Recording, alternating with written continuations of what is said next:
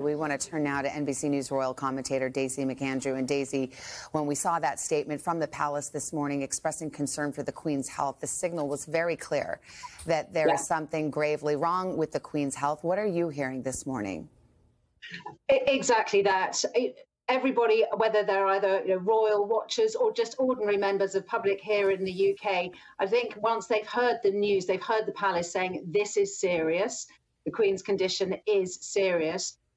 We know that the worst could be coming. Obviously, people are hoping for the best, but I think people are now preparing for the worst. The smoke signals coming out of Holyrood, the fact that Charles's siblings are all travelling there, that is very significant, because on the death of a monarch, of course, the next in line to the throne is nearly always there, if they possibly can be there.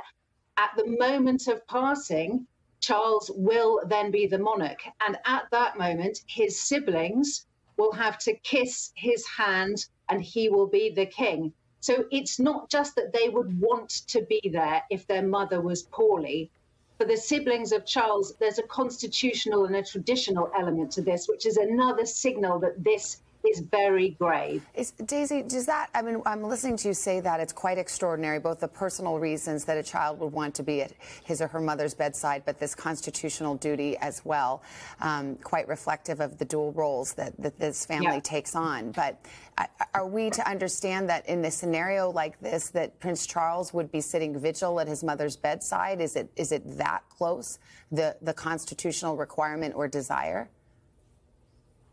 I think the desire would be there.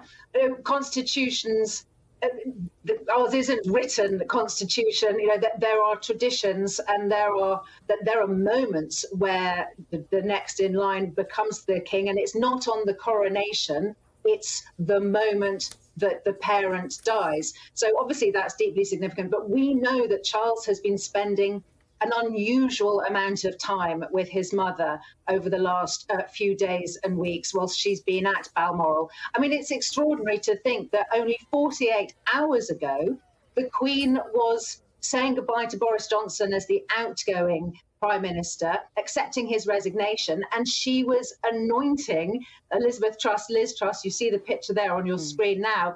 She was anointing her the next Prime Minister. That is only 48 hours ago. And obviously, we are all keeping everything crossed that this is a short-term bout of being bedbound and she'll be back. But there is something quite extraordinary about the fact that she clearly pulled out all the stops. She clearly strained every sinew to be there for that very, very important moment of public service and duty just the day before yesterday. Yes, and in fact, for the first time ever, that meeting took place at Balmoral as opposed to at Buckingham Palace, a function of not only her commitment to doing it, but also the inability to travel, one assumes. Daisy, please stand by. We will continue to bring the very latest developments as we receive them.